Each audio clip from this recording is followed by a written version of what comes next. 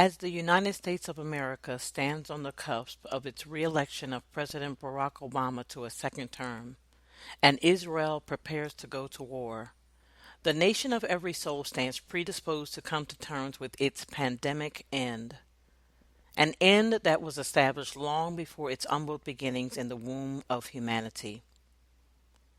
All were born to die, to come to the end as previously understood, and to arrive in a place of completion. In this place, we are fully engulfed in the reality of truth. This is a journey within that every human being takes solely and wholly. As we take this time to examine ourselves within the framework or figure that we were originally formed, there is a human tendency to compare and judge what is not readily understood. You will be challenged to forego these typical patterns of thinking to possibly experience something new and different in a language that you clearly understand, a language that you have always known and somehow misplaced in the transition to your current state of reality. However this message unfolds to you, it is your own personal truth. Let it be with no need for explanation or clarification. You will find that what has unveiled within the confines of your own being will serve to illuminate another as we are individually and collectively reformed. In order for there to be a reformation, there would have to have been a formation. Before you and I came into being in a natural sense, we already existed in a spiritual one. And it is within this realm of reality that we will take this journey. Understanding that humanity was formed out of complete destruction and utter darkness gives light to what we truly are. Endlessly searching and seeking yet never fully understanding, the knowledge fails to fill the void within. Wandering aimlessly, seeking solace in the nearest antidote with only to realize the cure is far from the reach of arms, seeking comfort and more of itself. So we arrive where we began, in this place of knowing and being known, while lures beneath the surface hasten to elongate the threshold of pain. In its enlargement, the whole becomes flagrantly clear, and one succumbs to its incessant abating in the hopes of silencing the screams and moans emitting from deep within, discovering with each breath that one is ever closer to what one has always been, shadowed beneath the flesh of an existence that begs to be let go. As I step off the cliff into this abysmal sea of calamitous chaos to find peace, rest, and healing, I cease to concern myself with the semantics of getting there. I begin to see that appearances encase the fragmented apparition of a life that subsists. Words serve to further corrupt the image that has fallen so far beneath the surface that suffocation would merely uncover the bones while clearly distinguishing the outer from the inner persona. Confusing yet simply stated, the essence of life syncopated to a rhythm.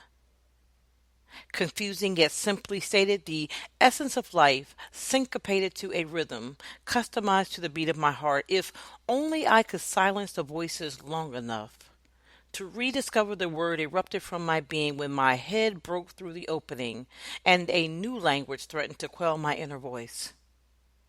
Foreign in its delivery, my body responds, and the struggle ensues to remember before I forget. There will be false prophets among you, came the voice from deep within and all around, as I examined the flowers and observed the birds as they flitted from this limb to that, seeming to have not a worry, fear, or doubt in the world. The melodious sound resonated deep within my own centrality as I engaged my inner voice in perfect harmony with the words that rang true. The same wind that carried this song carried these birds, and erupted into typhonic episodes wherever it was requested or summoned. As goes the wind, so go I, sequestered within the immaterial reality of who I am, charged to remain at rest in the midst of chaos, my mountain and valley, my river and my ocean, my ending and my beginning, all hinging on this one truth. There will be false prophets among you. My hand withdraws from the petals of the flower, resplendent in all of its colorful hues of vibrant red. Its stem, strong and green, beckons me to not lose sight of the context in which we encountered one another, slowly liquefying all solid matter into a river of rivers, refreshing and effervescent in its waves of neural plurality, satiating a subconscious inner thirst. I know this to be true. Two heartbeats within one body, a body within a body, the constant flow of waters washing over me, soothing and lulling as I begin to experience weightlessness within the limitless boundaries of me.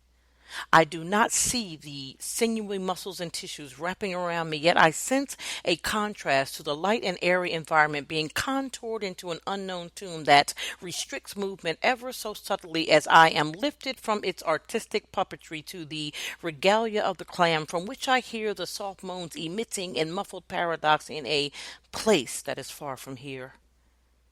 Scathingly close are the words that are deciphered amid the climax of two bodies becoming one while the soul remains divided. Who do I cling to in this unfamiliar space that begs to claim me, to rob me of the pure essence of who I am? I struggle to regain my composure as the voices grow louder until I can no longer hear the song. As the music fades to black, I garble a language that is still so very foreign to my inner ear. There is not one single united syllable. I am confused by the conjecture and the ebb and flow of this space that has served to silence my voice to the point of mere grunts and moans. I find a digit and place it in the orifice beneath the smell. The taste is disguised by the temporal comforts that avail itself to me as the tremors subside and I am rocked to sleep by the faint cry of the dove seated high above in the myrtle tree, cooing the words of peace that have echoed beyond the walls of this new existence for eons gone by. Much like the ocean that rocks the boat as the evening tide comes in, sometimes crashing against the sands of times, other times rolling into the banks of the rivers, sending tremors afresh into the outer region of an arid existence, renewing a hope that can only be understood within the confines of one's own mind. Sending shock waves to the heart of this solid matter, it signals peace to take up residence in this new body. It will be days before the reality sinks in, and by then, I will be gone.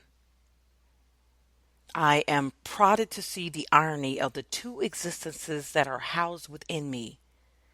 What was once clearly detectable to my naked eye, with every lash protruding from my lash, my soul now bears the brunt of the stripes. They welt the surface, leaving scars and abrasions as I experience the pain of falling off of the cliff with no rope into the abyss of this human reality that begs to be rescued.